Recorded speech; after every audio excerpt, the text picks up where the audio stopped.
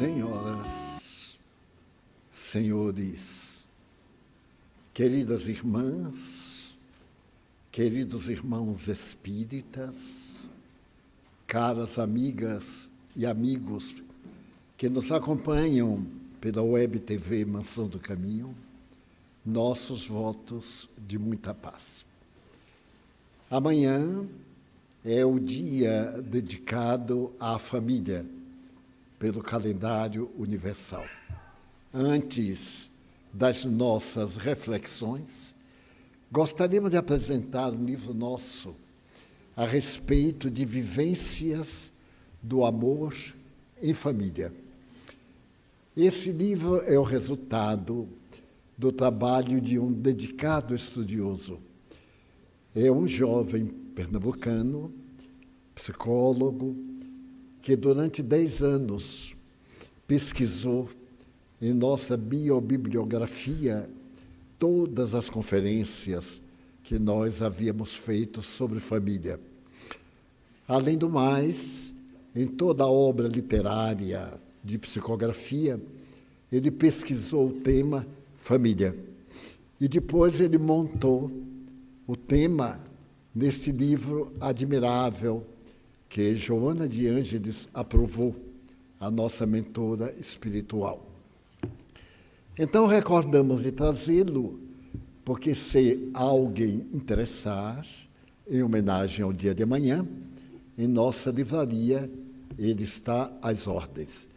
Eu confesso que se trata de um tema muito vasto, ele é estudado sob vários aspectos, desde o problema sociológico, familiar, espiritual, da atual sociedade e etc. Então, está às ordens dos interessados. A vida é feita de oportunidades inesperadas. No ano de 2020,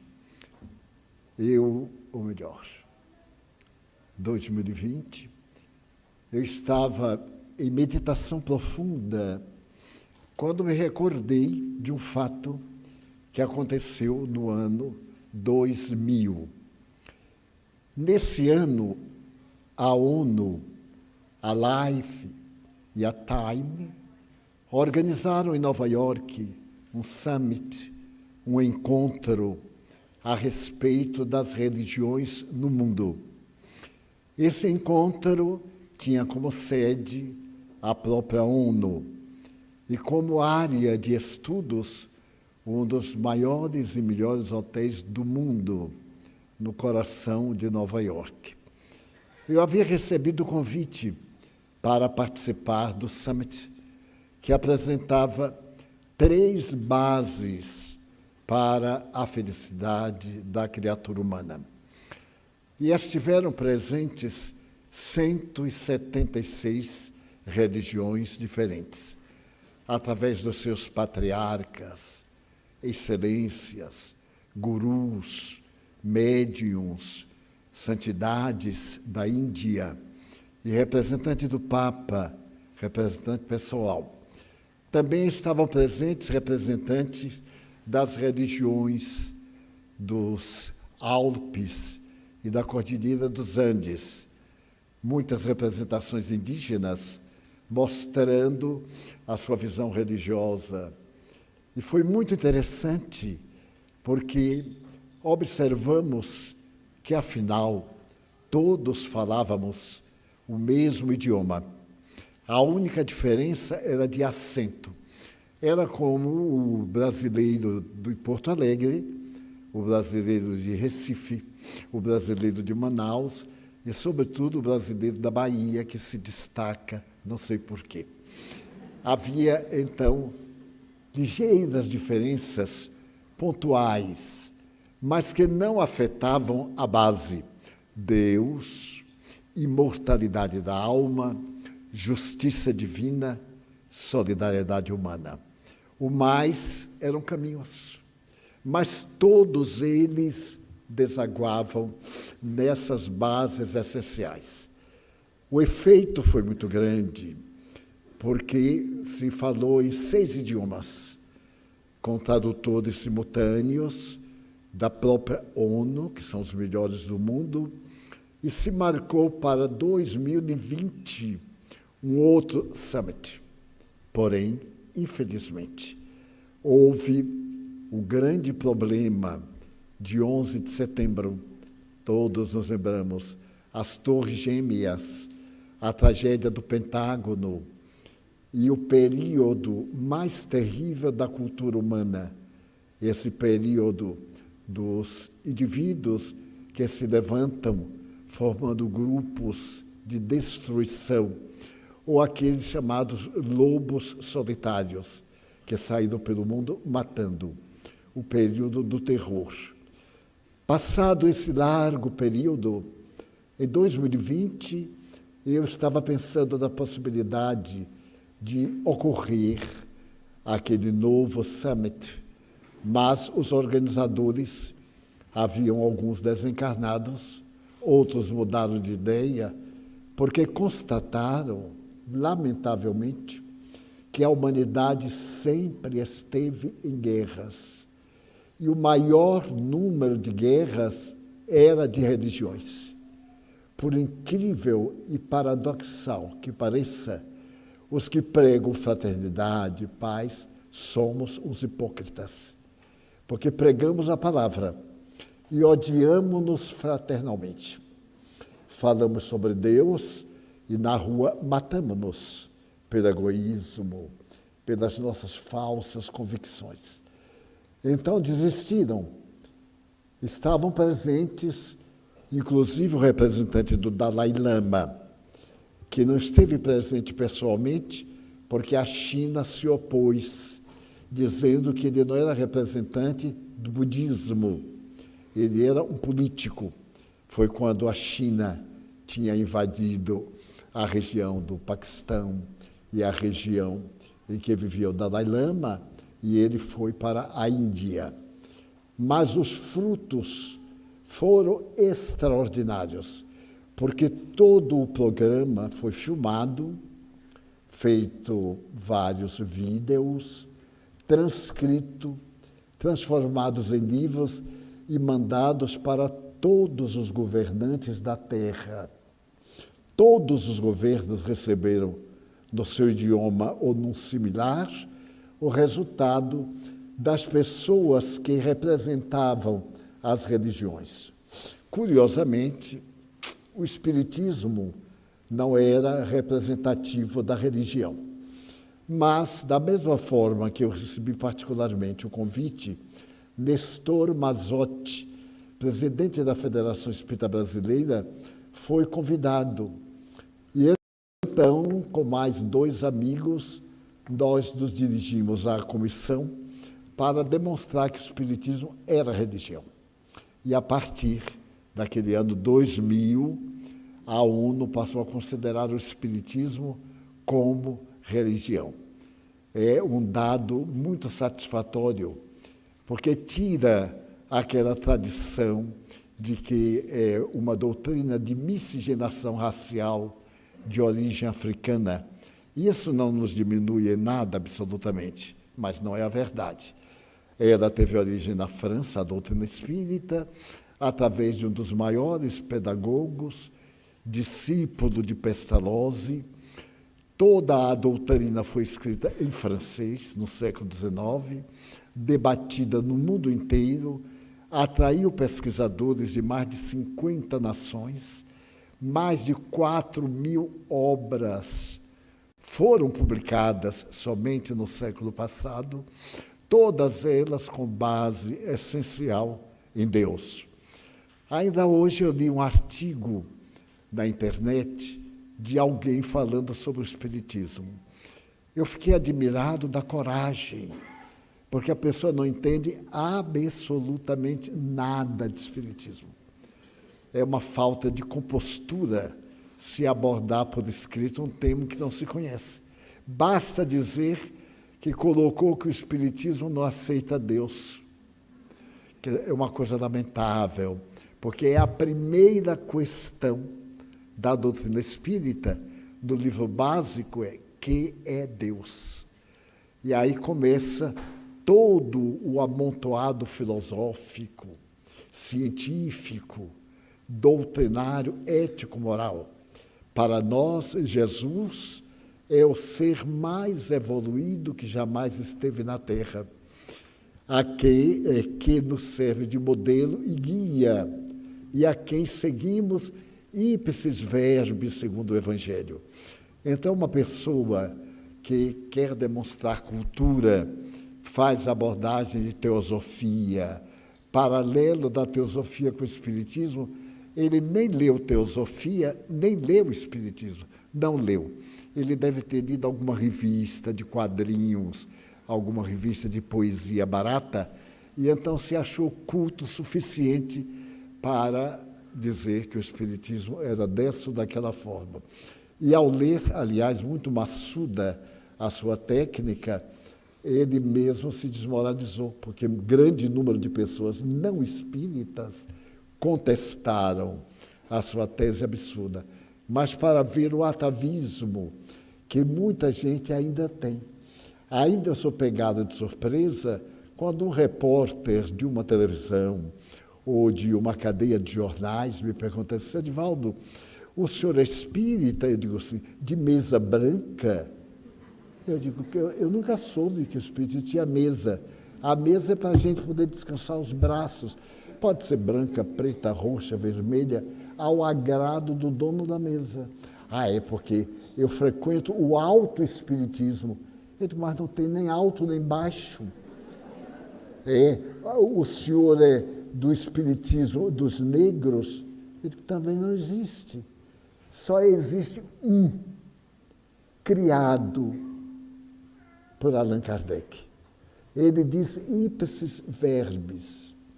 Surgiu a palavra espiritismo, que não havia, que é uma ciência que trata da origem, do destino e da vida espiritual. Então, ele apresenta pela primeira vez no mundo a palavra que não existia. Então, vêm os nossos irmãos protestantes. A Bíblia condena o espiritismo. Eu sorrio e digo, que milagre, é o maior milagre. Porque o tempo da Bíblia não tinha, e já era condenado uma coisa que ia nascer 4.000 anos depois. Que coisa fantástica. Mas o curioso é que as mentiras são muito mais acessíveis e aceitas. E a pessoa fica achando, e me diz assim, aqueles negócios que vocês fazem. Eu digo, olha, são negócios que dão prejuízo, porque a gente não cobra nada. Se o centro espírita cobrar, seja o que for, já não é espiritismo. Porque a essência do espiritismo é a gratuidade. Dá de graça o que de graça se recebe. Palavras de Jesus. E se é na mediunidade, e a pessoa não, como disse um grande médium inglês, Daniel Douglas Hume, ele diz assim, não, eu não cobro nada, só aceito viagens, casacos de peles, joias, isto eu aceito, agora dinheiro, de forma nenhuma. Era bem inglês, imagina, naquele tempo a Inglaterra fazia muito frio, a vida toda movimentada a carvão, então o fog, etc., era um horror viver em Londres. Ele não aceitava absolutamente nada, só casaco de peles. Então, desconfie, porque quem paga quer resultado. E como os espíritos não ganham nada, não vêm. Então, o médium mente. Não são espíritos. Quando a gente paga, quer ouvir. E se o médium, o pseudo-médium, não recebe, ele cria, porque ele foi pago para dizer coisas agradáveis. Então, eu me lembro que minha irmã morreu solteira. Mas quando ela completou 29 anos, a última irmã, nós éramos 13. Eu já era espírita, mas minha irmã era mais ou menos o que Deus quisesse. Dependia muito. E então, um dia ela me disse assim, Di, eu vou completar 30 anos. E naquele tempo, 30 anos era balzaquiana, uma expressão da literatura francesa, de Honoré de Balzac. A mulher de 30 anos era velha, imagina, antigamente. E então havia outra expressão, ela está entrando no barricão. Era uma barrica de bacalhau, então a jovenzinha de 30 anos podia despedir-se da terra. E minha irmã estava naquele claro escuro, vai, não vai. E ela sabia que o espiritismo nada tem a ver com isso. Então ela me disse o seguinte, você conhece algum espírita que se eu pagar, ele pode falar do meu futuro? Eu digo, olha, eu conheço um grátis. Se você quiser, você pergunta. Ela disse, quem é? Eu digo, eu. Eu sou espírita, grátis. Ah, você não presta, porque você é grátis, o que é grátis não presta. Minha irmã. Eu digo, mas vamos lá, eu cobro, você me paga um café, um bacalhau assado, porque naquele tempo bacalhau era coisa de pobre. Se fosse hoje, eu botava até nas redes sociais, que minha irmã preparou uma bacalhoada e etc. Pois bem, eu perguntei, o que é que você deseja? É assim, os espíritos darem um jeito para eu me casar daqui até novembro. Eu disse, até quando? Novembro. Eu disse, meu Deus, é para o mês.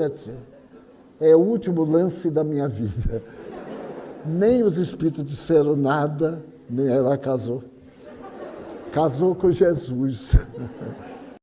Desencarnou com 80 anos. E nós rimos muito, porque depois ela se tornou espírita. Sabe que o contágio do bem é impressionante. Ninguém foge ao amor. O amor vai à frente. E quando a gente descobre, está amando. Eram conceitos. Dessa forma, este summit chegou a uma conclusão chocante. Como é que nós, religiosos, podemos pregar o amor com ódio? Determinados evangélicos, amigos pessoais meus, dizem assim, Divaldo, você tem um defeito imperdoável. Eu pergunto, qual é? É espírita. Eu digo que vocês me acham um bom cidadão? Achamos. Acham uma pessoa equilibrada? Achamos. Então, eu sou assim porque sou espírita. Se eu não fosse espírita, eu estava na batucada, nos dias de sábado, do paredão, aqui o pau da lima, que não falta. É paredão. A gente vira um paredão. A polícia vem, fecha o paredão, abre outro, fecha. É um fecha e abre. E aqui nós estamos no centro dos paredões. E às vezes até o seu Pai Nosso, que está no céu, e o paredão está no ritmo tão bom que eu vou, Pai Nosso, que está no céu, assim. No ritmo do paredão. Porque é incrível, como é que pode orar com um tambor? E aqui bem pertinho tem uma igreja, ele bota os alto-falantes para cá, para nos converter. Então, antes que a nova administração criasse o nosso cenáculo em termos modernos, eu fui lá, assim, fraternalmente, eu digo, olha, o dinheiro que vocês pagam ao governo, nós também pagamos. A área que vocês ocupam é 100 vezes menor do que a que nós ocupamos. Então, nós pagamos mais impostos do que vocês. Vocês botam o seu alto-falante com defeito, fanhoso, para nos perturbar. Eu vim avisar que eu vou colocar um daqueles que, no tempo do passado, foram os primeiros dos carros de som, que quando ele bater assim, destelha a casa. Então, vamos fazer um contrato. Vocês não põem o seu alto-falante para cá, nem pomos o nosso. Agora, se vocês puserem, vocês vão ver uma coisa. Eu vou mandar botar 3 assim, linha reta, e bota um alto-falante em cima do muro, bem de frente. Ele vai entrar no perispírito de vocês. E aí vamos ver o que vai dar. Felizmente o pastor era inteligente. Às vezes até acontece que é. E diz, mas irmão Divaldo, a gente perturba. Eu digo, não perturba absolutamente nada, atrapalha. Porque vocês ficam falando uma coisa e eu outra. Aí eu me vejo obrigado quando você diz que Deus castiga, que vai nos mandar para o inferno eternamente. Porque o indivíduo nasceu na mata, não foi batizado, não teve cultura, vai para o inferno. Mas que Deus estúpido é esse? Ele cria para o inferno e não dá chance. A criança nasce, não foi batizada, vai para uma região que nem é céu, nem é inferno. Fica ali naquele lugar, ouvindo música paraguaia, praia, pra cá. Então, são conceitos. O Summit resolveu, no ano 20, não ter o espetáculo das religiões, para poder tomarmos juízo. E quando nós falarmos em fraternidade, frater, irmão, amigo, não ser uma palavra, ser um ato. Fulano é religioso ou é ateu. Que bom. Eu sempre digo que prefiro uma pessoa ateia, honrada, cidadão, a um religioso hipócrita. Porque, aliás, foi Jesus quem disse. Mas, bem, o ponto que eu quero chegar é que, estando presente, nos oferecemos para explicar o que era o Espiritismo, uma comissão nos ouviu e registrou essa religião nova. Mas naquele ano, no ano 2000, já não era tão nova assim. Tinha 140 e poucos anos. Mas naquela oportunidade, estando lá, eu gostava de caminhar e descia a Broadway, porque a ONU fica bem no sul da Broadway. Desci direto e parei oportunamente diante de um grande teatro. E esse teatro estava apresentando a vida de uma grande cantora americana dos anos 40. E, curiosamente, eu conhecia a história dessa moça. Estava com os amigos e disse, que interessante. Eu conheço alguns detalhes dessa vida que o próprio Espírito me contou. Tinha um rapaz assim ao lado e ele conseguiu entender o meu inglês, que era uma tragédia. Então ele se voltou e disse, mas o senhor está falando que conhece a vida da minha tia? Ele disse, ela é sua tia? Ele disse, é minha tia. E nós conhecemos pouquíssimo da vida dela. Eu digo, é uma das histórias mais lindas que eu conheço. Se você me der licença, eu lhe conto. Então, se vocês me derem licença, eu conto. Se não derem, eu não conto. Então, eu comecei a contar. Tudo começou através de uma carta. Um detetive recebeu uma carta dizendo o seguinte, eu sou um homem muito feliz. Estou casado com uma mulher muito feliz. Depois de algum tempo de casado, nós somos economicamente bastante ricos, eu notei que minha mulher tinha uma mágoa, mas uma dor que ela não expressou nunca. E, por fim, agora, já com bastante tempo, ela terminou me contando a razão da sua dor. É que ela era mãe e, em determinado momento da sua vida, logo que ficou viúva, ela pegou a filhinha única e internou numa casa de órfãos. Logo depois, nós nos encontramos, casamos-nos, e eu poderia dar-lhe tudo o que o dinheiro pode dar, mas ela não teve coragem de procurar a filha. Ocultou e sofreu quase 20 anos a angústia de ter abandonado a filhinha. Então, eu estou mandando um cheque em branco, assinado, para você colocar a quantia que quiser como detetive. O que eu desejo de você é muito simples. Eu quero que você encontre Cláudia. Cláudia é o nome da minha filha espiritual. Para dizer a minha mulher uma coisa, ela tem um drama de consciência. Ela não sabe se Cláudia é feliz. Então, quando encontrarmos Cláudia, se ela for feliz, basta. Se ela não for feliz e o dinheiro puder dar felicidade, nós daremos o que seja necessário. Então, o detetive pegou aquela carta e disse, esse cara deve ser um louco. Como é que nos Estados Unidos Naquela época eram 150 milhões, hoje são quase 300. Como é que eu vou achar uma Cláudia? Não tem sobrenome, só tem um detalhe. Ela gostava muito de cantar. Aos 4 anos de idade, ela foi levada a uma casa de órfãos e a mãe disse: fique, minha filha, porque eu vou para o hospital fazer uma operação e depois eu venho buscar você. E nunca mais foi. E então, nunca mais ela procurou saber.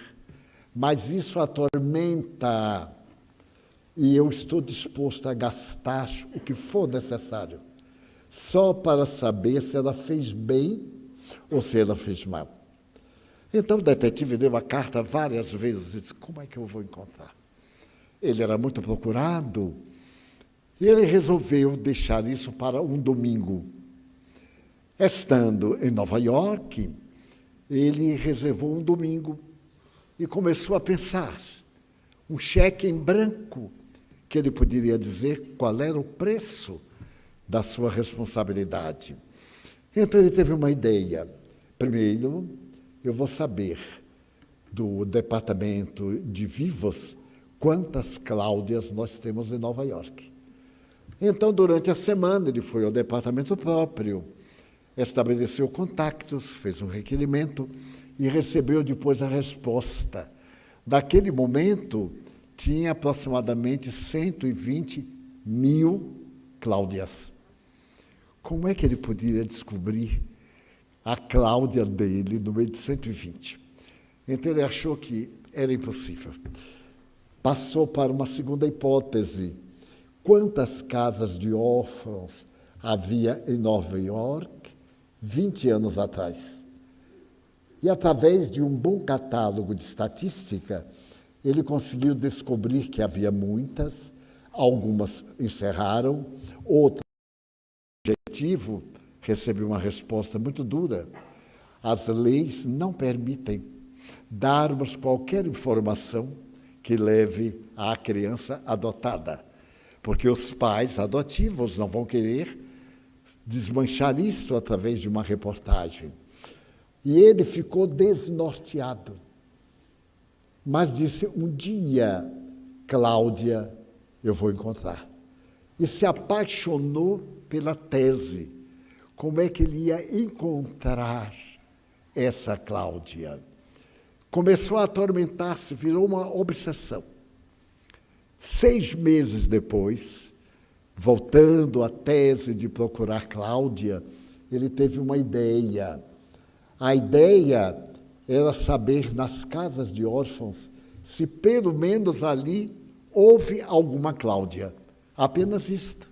E aí foi muito mais fácil, porque era só saber que houve. O resto iria encontrando o meio. E depois de visitar quase todas, ele descobriu que havia uma casa em Manhattan que ficava na parte sul. E no tempo anterior, aquela área era agrícola, ainda não era superpovoada.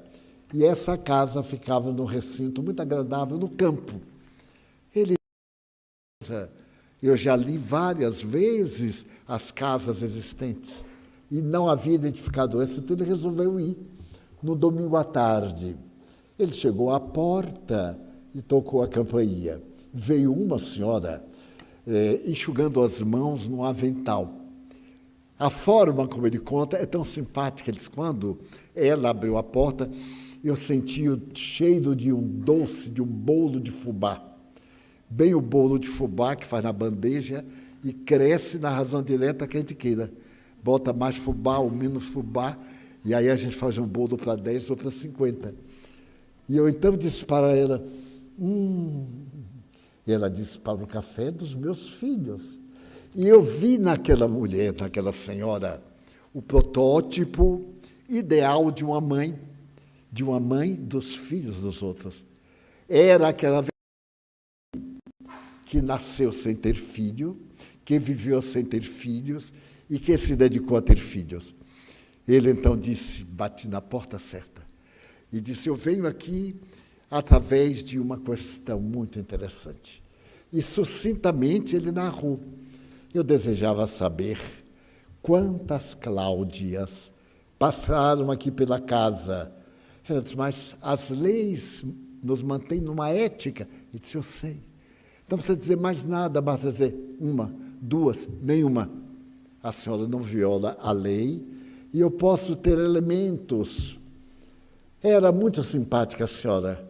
Olhou para ele e perguntou, para quê? Ele aí contou, a mãe arrependeu-se e sofre.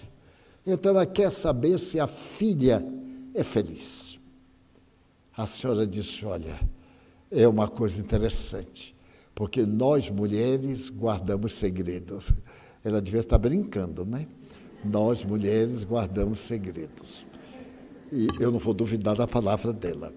Desta forma, ela disse, faça o seguinte, eu vou preparar um café e nós vamos tomar com o bolo de fubá. Enquanto isso, eu vou ver outra coisa, o senhor me dá licença. Ele entrou na sala, era o tipo do casarão. Casarão cheio de crianças, ele ouviu os gritos. E então, ela chegou com um bule de café, uns pedaços de boroa, e disse, eu volto já. E como ele entende muito de mulher, ele disse, ela vai olhar os arquivos, porque a mulher nunca é direta. Se ela disser assim, olha, eu quero dar um salto na Lua. Não, não é na Lua, não, é em Marte. Agora, depois é que ela vai à Lua, porque é um ser especial que Deus colocou na Terra. O que seria da humanidade sem as mulheres? Todos nós ficaremos reduzidos ao casal primitivo. Muito bem. Então, ela demorou um pouco e quando voltou estava muito corada. Ele percebeu que havia tido uma Cláudia. Ela falou sobre as suas crianças, sobre isso, sobre aquilo, falou sobre tudo. Por fim, ele perguntou assim, e quantas Cláudias passaram por aqui? Ela disse, eu não tenho ideia, mas até onde eu me lembro, 4. 4 Cláudias. Uma há 20 anos atrás. Ele disse 20 anos. É a idade dela. Outra. Eu vou lhe dar uma ajuda. Uma Cláudia foi para o Arizona. A outra foi para a Flórida. A outra foi, quem sabe para onde teria ido? Bem, eu acho que foi para a Califórnia. E tudo que eu posso lhe dar é isto. Ele agradeceu e quando se despediu, ela falou da porta, se encontrar a minha Cláudia, dê lembrança. E ele começou a pesquisar. Então ele foi à Califórnia. E numa cidadezinha perto de Los Angeles, havia um café-concerto em que uma jovem estava nascendo para enfrentar a Broadway. Era portadora de uma voz brilhante. E estava cantando naquele café-concerto para depois ser aclamada na Broadway. E ele não sabe dizer por quê. Quando procurou saber o nome, era Cláudia. Ele disse, mas é muita coincidência. Então ele foi ao café-concerto. Na entrada estava um pôster. Aquela moça loura, linda, o olhar perdido no infinito. E dizia embaixo, Cláudia voltou a cantar. Ele, de imediato, comprou um ingresso, uma mesa bem de frente do palco e aguardou a noite. Quando chegou a noite, ele lá estava. No momento do espetáculo, quando veio o pano de boca, se abriu, Cláudia aparece no vestido negro, sendo ela loura, havia o destaque da pele muito bem, o cabelo lindo. E então ela cantou uma música de Natal. Ele ficou profundamente apaixonado. Cantou outras, fez o espetáculo e foi para o camarim. Ele então teve uma ideia. chamou um garçom e mandou um bilhete. Cláudia, quero que você me receba para eu falar sobre sua mãe. E mandou, deu $20 ao garçom. O rapaz foi, entregou o bilhete, e ela estava sentada defronte de um espelho veneziano, e a auxiliar, secretária, leu para ela, ela teve um choque. Disse, mas como? Mamãe está aqui. Telefonou para casa e perguntou se a mãe havia mandado alguém. Não mandamos nada. Ela se preparou. Quando ele veio conversar, disse, eu venho aqui em nome de sua mãe. Ela disse, eu quero lhe dizer que telefonei para a mamãe agora, e ela me disse que não mandou o senhor aqui. Eu já instruí a minha secretária para chamar a polícia. Quero saber o que o senhor tem contra mim. Ele disse, contra não, Cláudia, a favor. Essa mãe que você tem é adotiva, não é a sua mãe real. Ela curou. A sua mãe deseja saber se você é feliz. Só isso. Ele disse, mas eu não tenho duas mães, quem é que tem duas mães? Eu disse, você. Tem a sua mãe biológica e a sua mãe adotiva. Ela então teve uma crise e disse, aquela desventurada ainda tem coragem de me procurar. Ela me fez a pessoa mais infeliz da terra. E agora que eu estou me firmando, passando trauma, ela vem me procurar, eu vou dar queixa à polícia. Eu disse, Cláudia, ouça, você não pode tomar uma atitude dessa. Mas ela me deixou numa casa de órfãos. Como esquecer? Eu tinha quase 4 anos e amava minha mãe. Ela então me levou à casa de órfão e me deixou lá dizendo, eu vou me operar e volto. Eu fiquei sentada. A senhora não me tirou do lugar esperando por ela, que não voltou nunca. Eu a odeio. Então ele compreendeu quanto era grave. Porque só quem passou por um drama é que pode ter ideia do significado do drama. Mas ele não cedeu. Ele diz, você tem razão, Cláudia. Muito obrigado. E então ele imaginou falar com os pais adotivos de Cláudia. No dia seguinte, na hora que ela tinha ido para o concerto, ele foi visitar a família. E quando chegou, foi recebido pela senhora, que era a mãe adotiva, e a senhora perguntou, o que o senhor deseja de nós? Ele disse, falar a respeito da mãe de Cláudia. Ela disse, mas está falando com ela? Não, a senhora é a mãe adotiva. Eu venho falar a respeito da mãe biológica. Aí a senhora perturbou-se, chamou o marido mandou entrar, e disse, pois não, estamos às ordens. Ele então narrou tudo. Eu sou detetive. A mãe de Cláudia, quando caiu em si, já tinha entregue a menina para ser adotada e casou com um homem riquíssimo. Ela levou a filha para o internamento porque estava na miséria, viúva, pobre, da infinita miséria. E agora ela tem condições de dar à filha tudo que pode fazer a felicidade. Então ela quer saber se Cláudia é feliz. A senhora diz, muito, ela é feliz. Não, senhora, ela não é feliz, porque ela odeia a mãe. E quem odeia, seja com ou sem razão, não é feliz. Então começou a conversar, e disse, eu tenho uma proposta.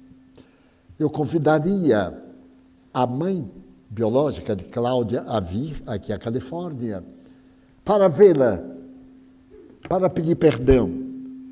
Claro que não pode mais restituir, voltar a zero, porque toda a documentação, tudo está pronto há mais de 20 anos.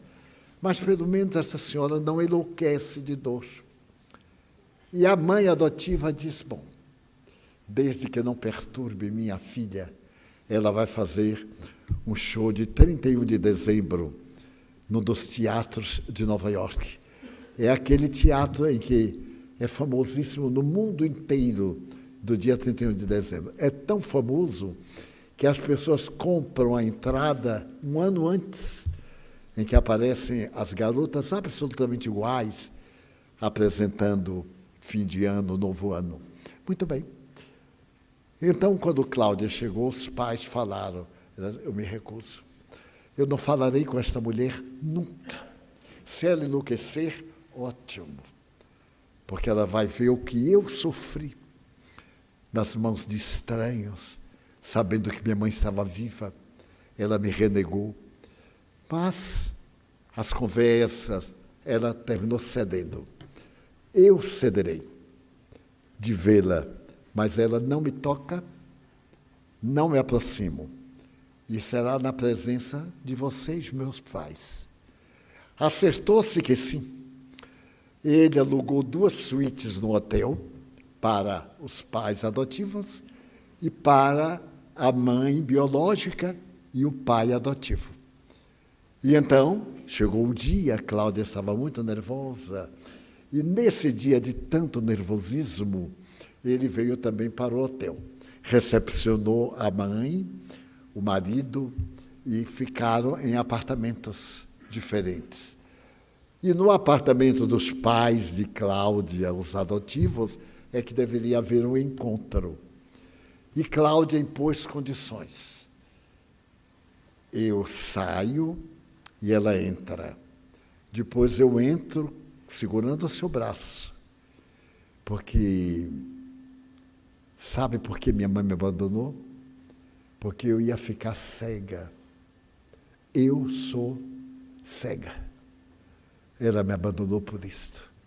Então eu a odeio muito mais.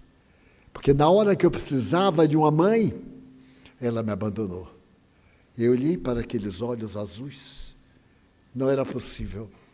Mas ela era portadora de uma doença incurável. E na infância, dentro de poucos meses, Cláudia ficou cega. E a mãe, antes, descartou-se. Então, veja, o detetive disse, mas eu não sabia que aquela moça é tão linda. E ela disse, note que na hora que abre o pano de boca do teatro, eu já estava lá, porque eu sou cega. Primeiro eu vou com a secretária, fico, aí abre o pano, para não entrar tropeçando. Então me deu uma ternura especial por aquela moça, que sofreu tanto, 20 anos. Agora era o seu momento. Na hora aprazada, ele veio com ela, abriu a porta, e lá no fundo estava uma senhora vestida de tule negra, com uma mantilha hispânica na cabeça e um pente sevilhano, mas uma senhora linda, um cavalheiro ao lado, e os pais adotivos também. Aí Cláudia perguntou, aonde ela está? Está em nossa frente.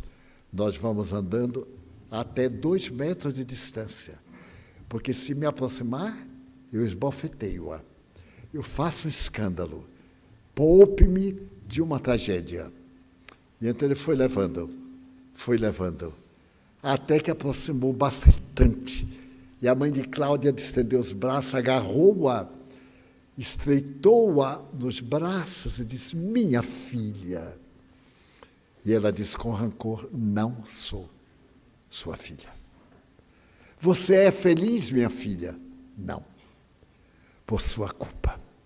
Você é uma desventurada e você me tornou uma desgraçada. Você me abandonou. Você sabia que eu ia ficar cega, eu não sabia. Aí a mãe dela manteve um silêncio demorado e respondeu, sabia. Então você me abandonou porque eu ia ficar cega? Foi por essa razão.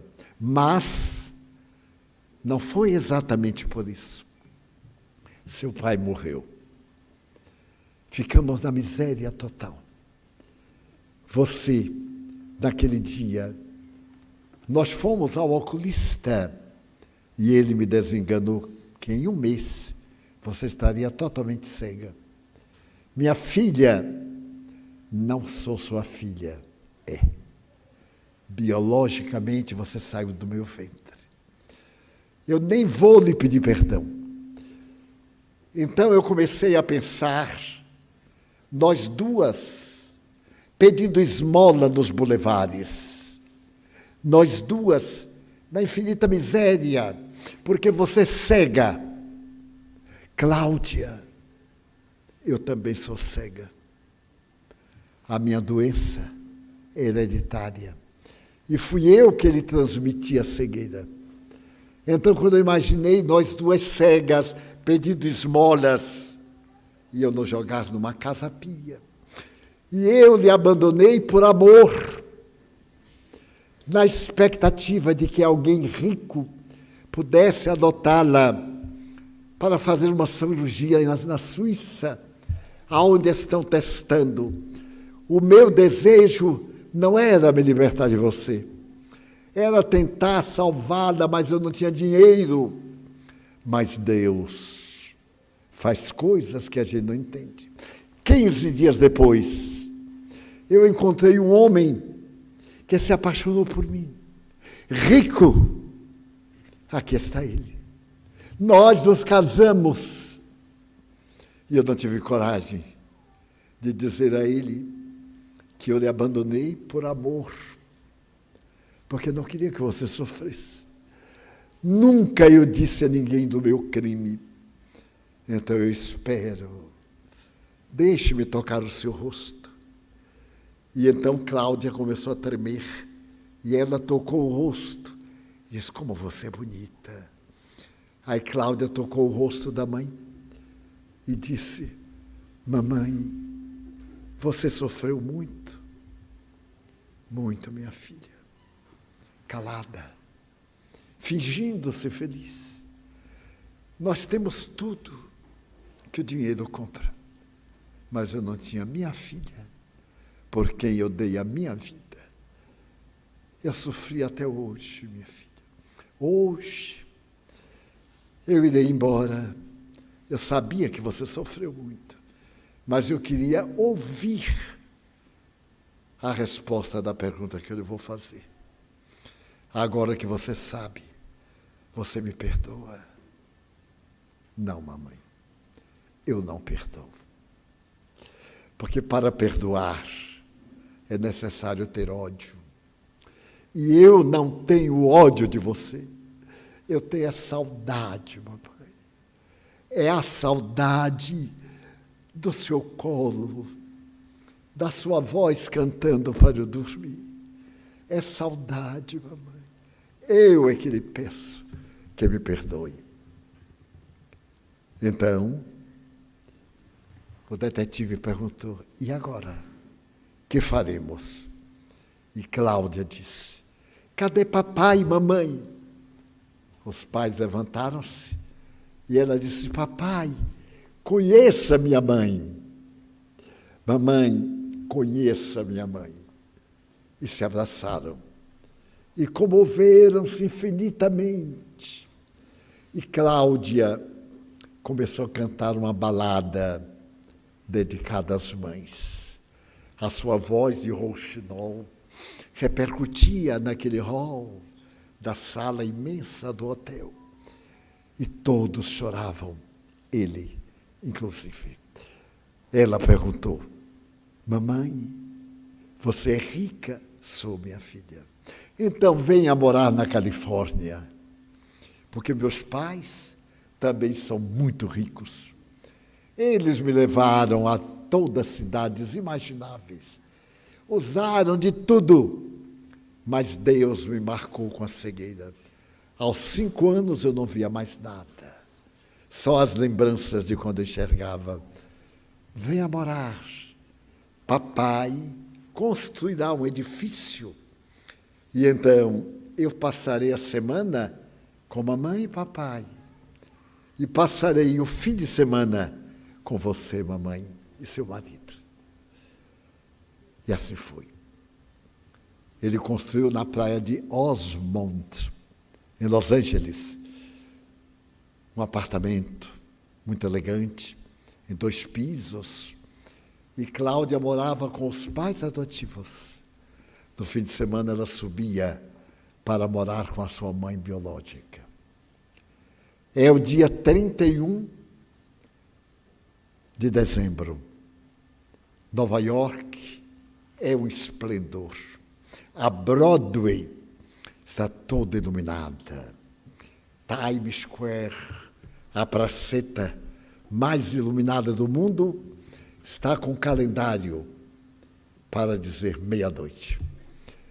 E no grande teatro da Broadway, as gorettes, mais de 100 absolutamente iguais, estão terminando o número. E no momento em que elas vão terminando o número, as sirenes disparam. Ano novo. Apagam-se as luzes e se ouve uma voz que enche a sala imensa do Madison Square Garden, o mais elegante teatro de Nova York. É a voz de Cláudia. Ela está cantando uma música, Old Man River, a história do homem do rio. É uma canção do tempo da escravidão, cantada por Al Johnson, lançada por ele. E ela está maquiada de negro. Quando as luzes acendem e todo mundo olha, ela está vestida de escrava, cantando a música que apaixonou a América por longos anos. O auditório rompe em aplauso. Em uma das frisas estão a mãe de Cláudia e seu marido. Os pais de Cláudia, bem, e eu também. Cláudia canta. Quando termina tudo, e nós vamos para o camarim, para abraçá-la pelo êxito da sua apresentação, eu pedi Cláudia em casamento. E, naturalmente, nós fomos muito felizes. É a história real. Então, o rapaz estava chorando e me disse, mas como o senhor sabe de tudo isso? Eu disse, bem, Seleções do Reader Digest publicou essa história há muitos anos. E eu ali, quando era muito jovem, e praticamente memorizei. Eu estou contando com as minhas palavras, evidentemente.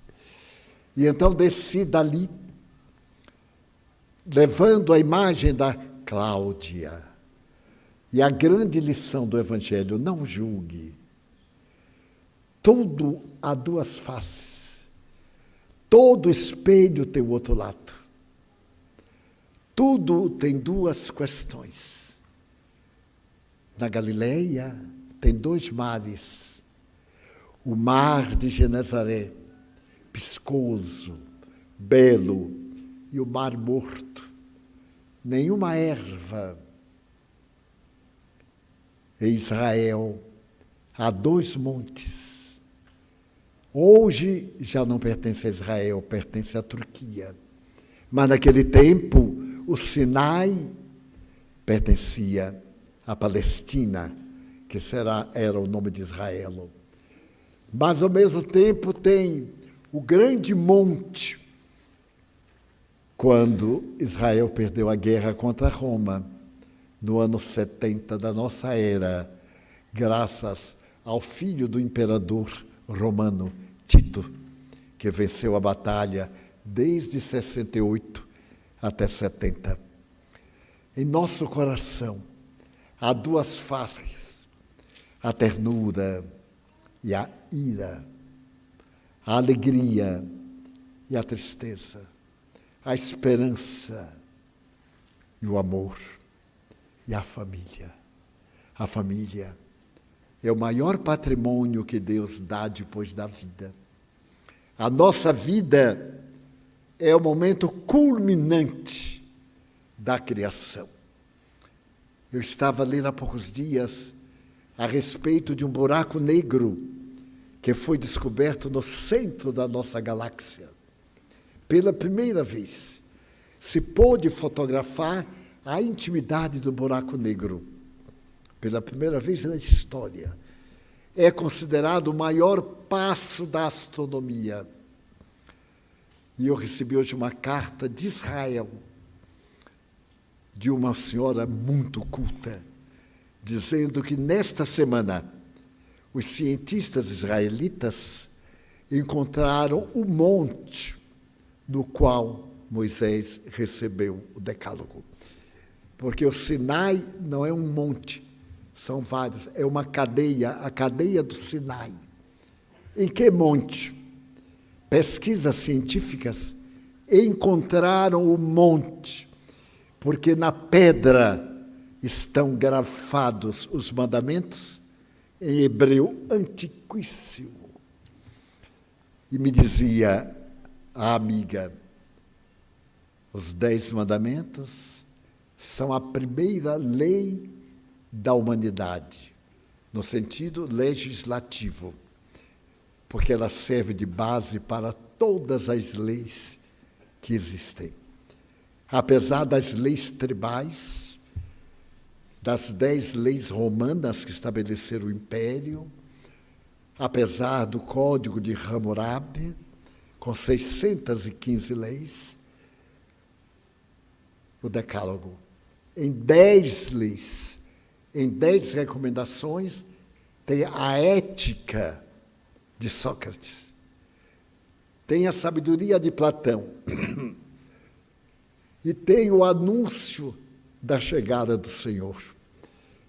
E essas 10 leis serviram de fundamento para os direitos humanos, porque prescreve agir com justiça, não ter privilégio nem preconceito.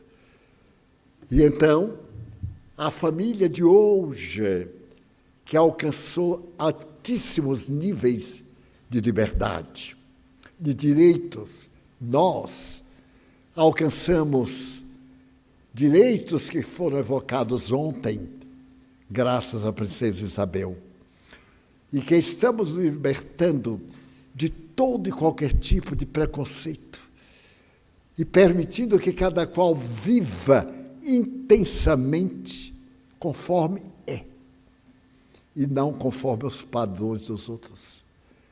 Neste momento em que nós temos o direito de confessar aquilo que antes era inconfessável, neste momento da cultura que ocorre conosco, a sociedade parece enlouquecida. Só interessa o prazer, mas o prazer imediato.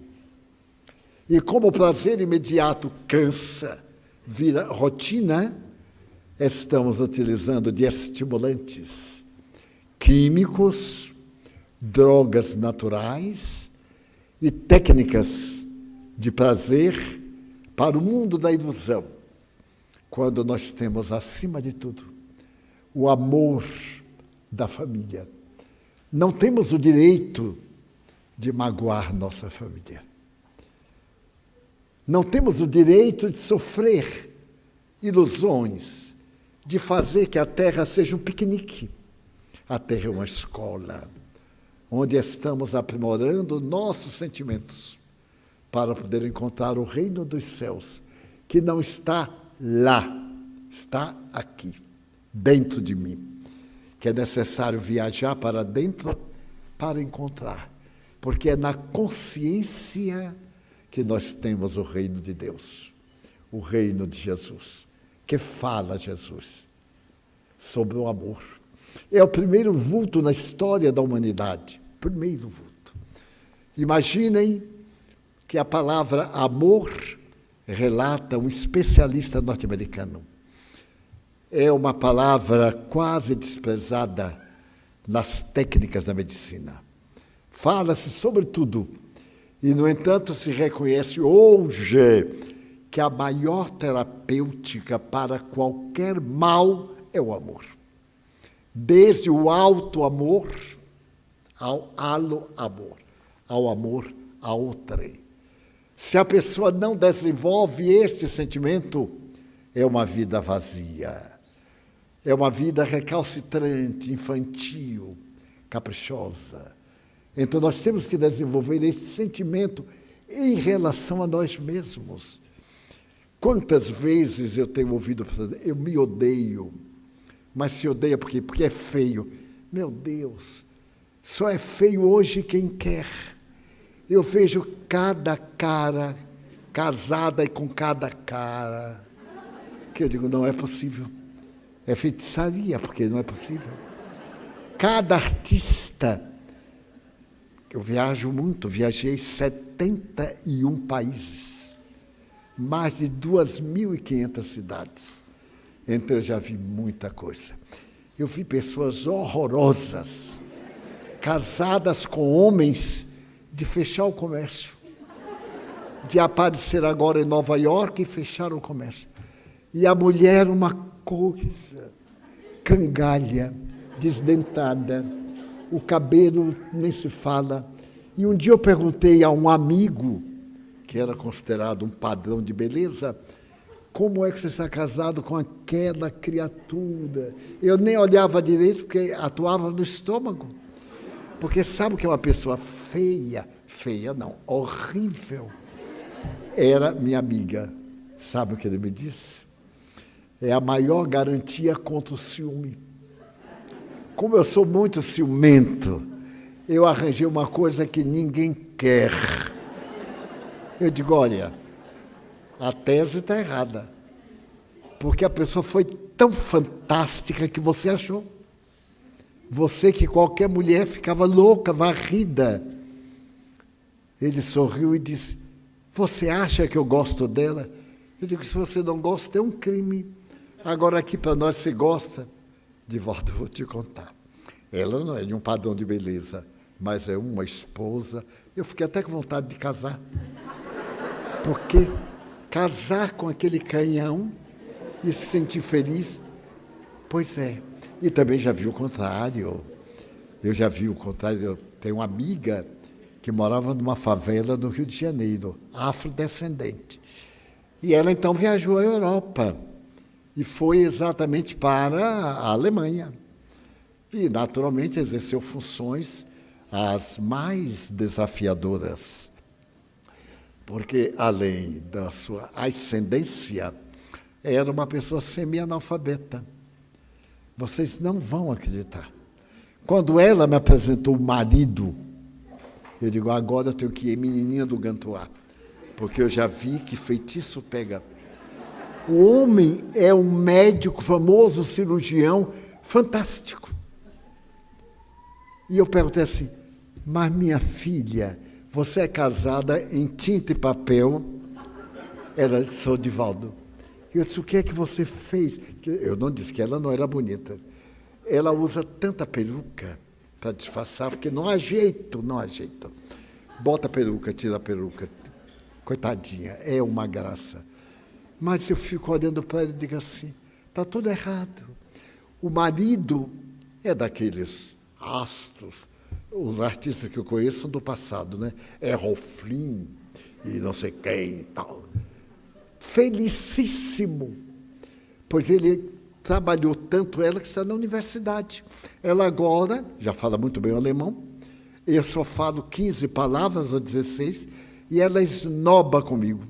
Ela diz, você é alemão? Nein. Eu digo, pelo amor de Deus, eu me digo que é nein, porque eu não sei. Então, isto é a busca da vida real. O alto amor.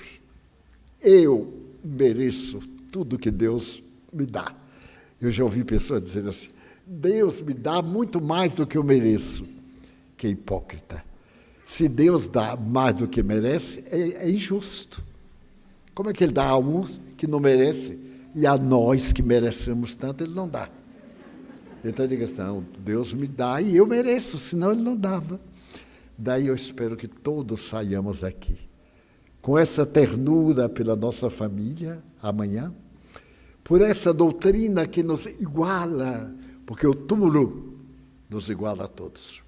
E cada qual levanta-se do túmulo com os tesouros do bem, os tesouros de Cláudia. Eu não a odeio, mamãe, eu tenho a saudade. Quem é que não tem saudade de sua mãe amada? E se a mãe não foi melhor, Acontece. Mães cruéis, pervertidas, descuidadas, acontece. São almas doentes que merecem nossa compaixão. Ao invés de refugar, ter compaixão. E eu digo isso porque eu tive a melhor mãe do mundo, uma mulher analfabeta, que tomava conta de um verdadeiro laboratório químico, que eram 13 filhos. Na hora do almoço era aquele campo de batalha dos godos contra os visigodos, à mesa. Então, eu desejo que os seus corações, recordando de Cláudia, amem-se e retribuam ao amor, nunca pensando em fugir da vida, porque ninguém foge da vida. A gente salta o obstáculo e cai na vida. Os espíritos continuam, eles vivem. E nós vivamos. Se hoje tivemos uma grande decepção, que bom, estamos vivos amanhã, e amanhã nos recuperamos. Vamos fazer a nossa pausa para pedir aos nossos médiuns para nos aplicarem passes, para sairmos daqui flutuando com as bênçãos divinas. Pedimos aos companheiros de mediunidade para que tomem os seus lugares e pedimos a técnica para diminuir a luz.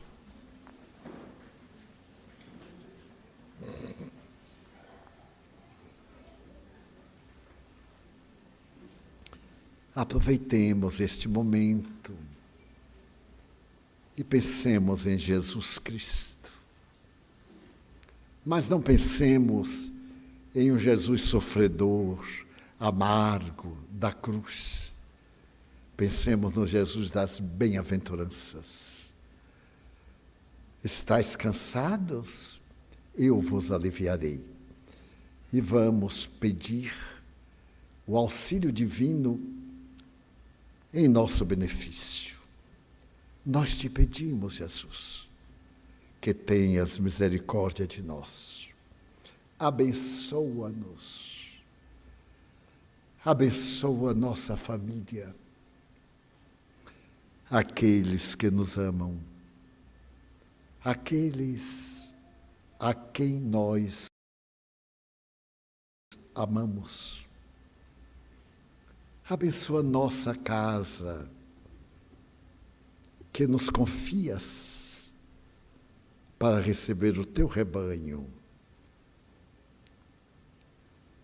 Tem piedade dos suicidas, que não se deram a oportunidade de viver. Também te pedimos que abençoes os enfermos. Maria da Conceição, em particular. Nossos familiares. Que abençoes os nossos inimigos, para que eles encontrem o caminho da paz. Também te suplicamos em favor da paz na terra, a paz no lar, na família, na terra. E ainda te pedimos em favor da água que te apresentamos, para magnetizá-la e nos conduzir em doce tranquilidade à intimidade do nosso lar. Pai nosso, que estais nos céus,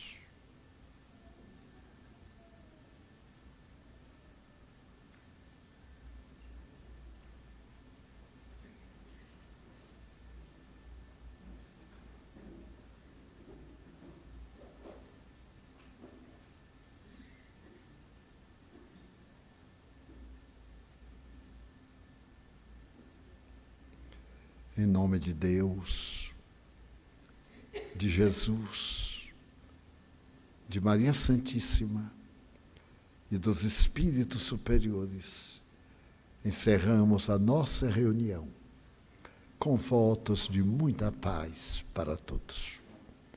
Está encerrada a nossa sessão.